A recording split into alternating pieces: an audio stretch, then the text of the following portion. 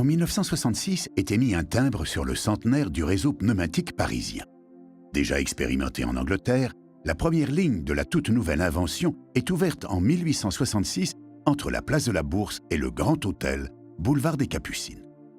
La France du Second Empire vit une brillante période d'essor industriel et commercial. Jamais la Bourse ni les banques n'ont connu une telle activité.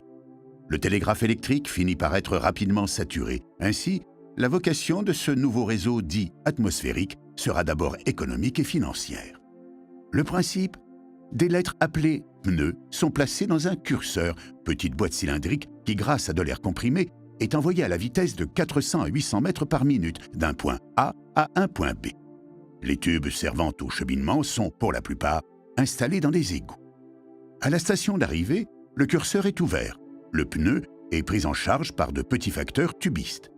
Avec ses 450 km de tubes en 1934, le réseau pneumatique parisien est le plus grand du monde et le plus dense.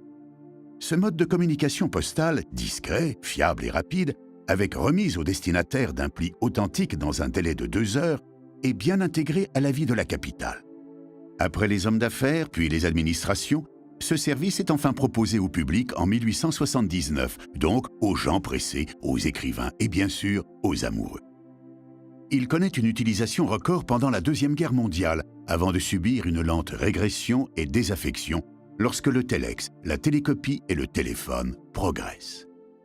Le 30 mars 1984, le service pneumatique de Paris est interrompu après 117 glorieuses années de fonctionnement.